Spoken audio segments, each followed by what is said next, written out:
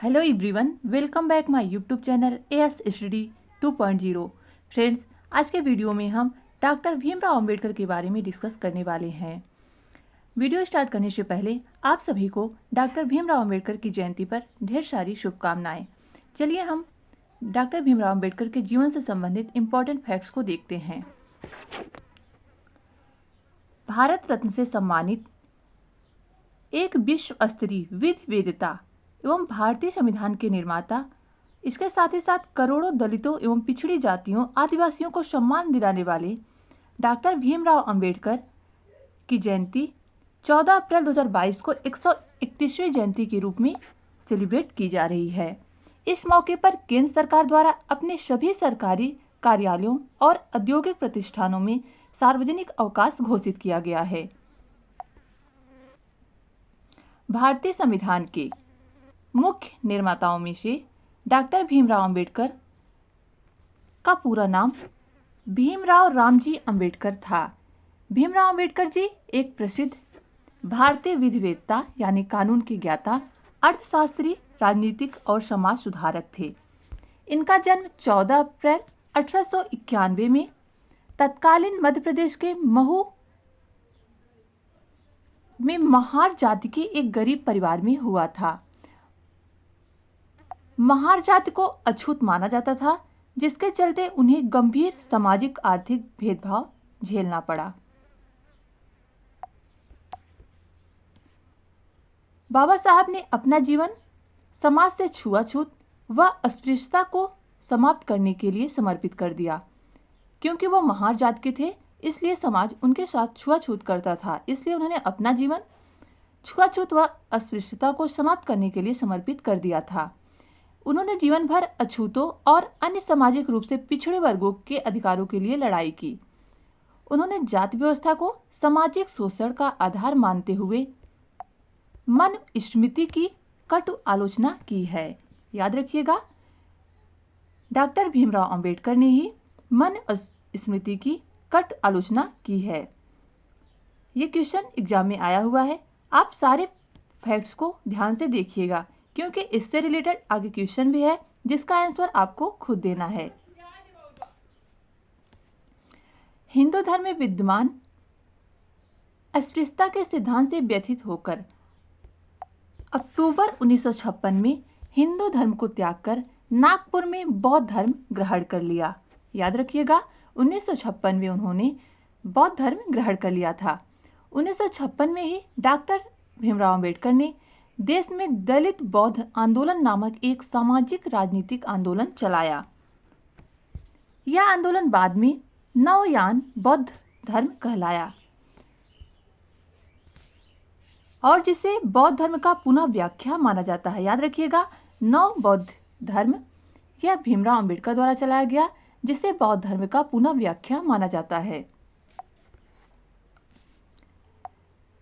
6 दिसंबर 1956 को उनका महापरिनिर्वाण हो गया।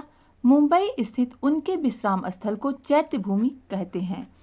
कई बार एग्जाम में पूछा गया है कि चैत्य भूमि किसका समाधि स्थल है, तो डॉक्टर भीमराव अंबेडकर की, और यह कहाँ स्थित है, तो याद रखिएगा, मुंबई में।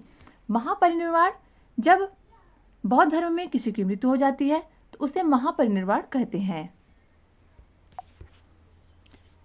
उनके योगदान और भूमिका की देख लेते हैं। पहले बाबा साहेब को भारतीय संविधान का पिता कहा जाता है।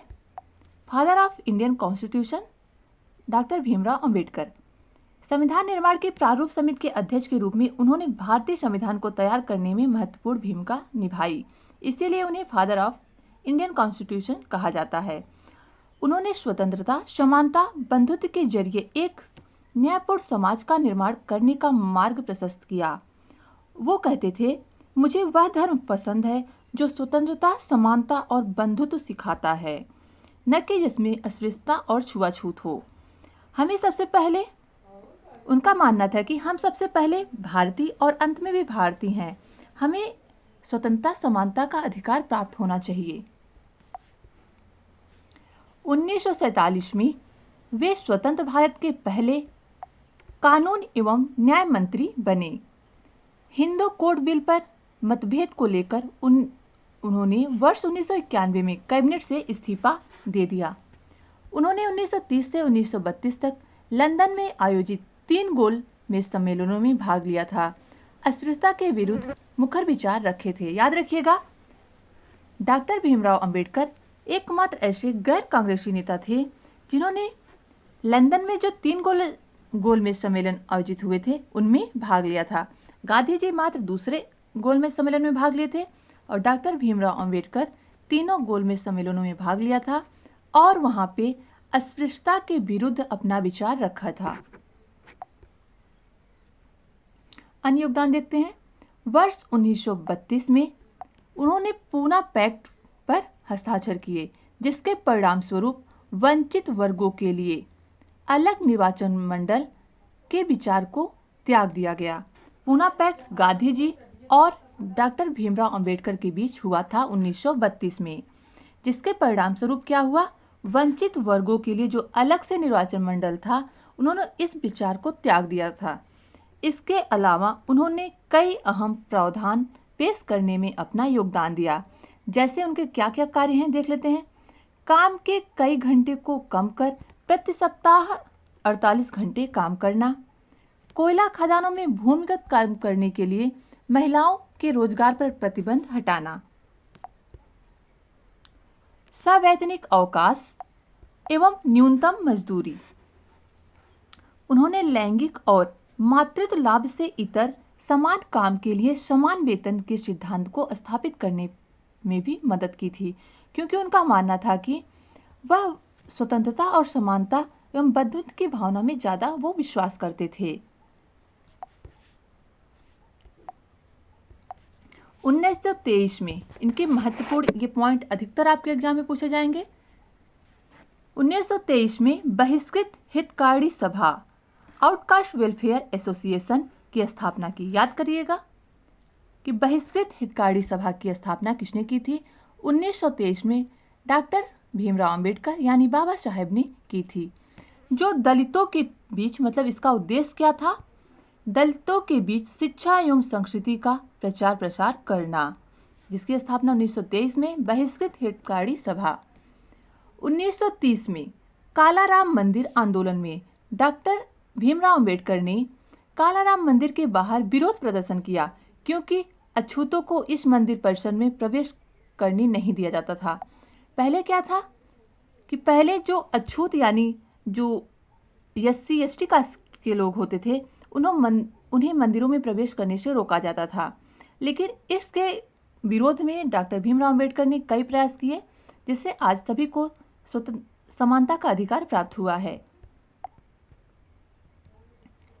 भारतीय में दलित आंदोलन को शुरू करने के लिए डॉक्टर भीमराव अंबेडकर ने एक महत्वपूर्ण भूमिका निभाई है, जिनका योगदान हमेशा भारतीयों को याद रहेगा। 1936 में उन्होंने इंडिपेंडेंट लेबर पार्टी की स्थापना की। डेट भी इम्पॉर्टेंट है। 1936 में उन्होंने इंडिपेंडेंट लेबर पार्टी की स्थापना की। 1942 में उन्होंने शेड्यूल कास्ट फेडरेशन की स्थापना की। उनका सारा कार्य आदिवासी, पिछड़ी एवं निम्न जातियों के उत्थान के लिए था। उनकी महत्वपूर्ण कृतियाँ, उनकी महत्वपूर्ण पुस्तक देख लेते हैं। एनिहिलेशन ऑफ कास्ट, याद रखिएगा। द अनटचेबल्स, बुद्ध और कार्ल मार्क्स। नेक्स्ट पुस्तक है द अनटचेबल्स और दूसरा पुस्तक है Buddha and Karl Marx. Who were the Shudra, caste in India, Buddha and his Dhamma, the problem of rupees. फिर से देख लेते हैं उनके सारे पुस्तक। एनिहिलेशन ऑफ कास्ट उनकी पहली पुस्तक है। द अनटचेबल्स दूसरी पुस्तक है। Buddha and Karl Marx, who were the Shudra, caste in India, Buddha and his Dhamma, his problem of the rupee. और उन्होंने बहुत सारे पत्र पत्रिकाओं का भी प्रकाशन किया, जिसमें प्रमुख है मूक नायक, बहिष्कृत भारत, समता एवं जनता। 1990 में डॉक्टर भीमराव अंबेडकर को भारत रत्न से सम्मानित किया गया और 14 अप्रैल 1990 से 14 अप्रैल 1991 की अवधि को बाबा साहेब की याद में सामाजिक न्याय वर्ष घोषित किया। याद रखिएगा 14 अप्रैल 1990 से 14 अप्रैल 1991 की जो अवधि थी उसे सामाजिक न्याय वर्ष घोषित किया गया था और 1990 में उन्हें भारत रत्न से सम्मानित किया गया है। अब चलिए क्वेश्चंस देख लेते हैं। निम्नलिखित में से कौन सी पत्रिका डॉक्टर भीमराव अंबेडकर की नहीं है? इसके ऑप्शंस हैं मूक नायक, बहिष्कृत भारत, समता, यंग इंडिया। कमेंट बॉक्स में आंसर दीजिए। राइट आंसर हो जाएगा ऑप्शन डी, यंग इंडिया। यह महात्मा गांधी की पत्रिका है, समाचार पत्र। मूक नायक, बहिष्कृत भारत, जनता एवं समता, ये जो हैं भीमराव अंबेडकर जी की समाचार पत्र हैं। नेक्स्ट है क्वेश्चन, निम्नलिखित में से कौन सी पुस्तक डॉक्टर भीमराव अंबेडकर जी की नहीं है? इसके ऑप्शंस हैं Buddha and his Dhamma, annihilation of caste, caste in India, my experiment with truth. Right answer हो जाएगा option D, my experiment with truth. यह पुस्तक महात्मा गांधी की है, सत्य के साथ मेरा प्रयोग, महात्मा गांधी जी की है।